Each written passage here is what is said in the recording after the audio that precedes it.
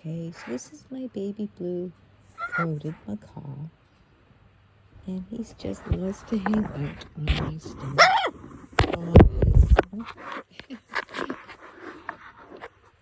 He's very loud.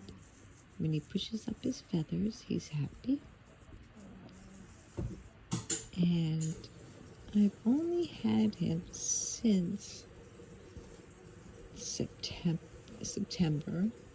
and he was born on April 23rd, so he's still a baby. Oh, baby, come on Mama's arm. There we go.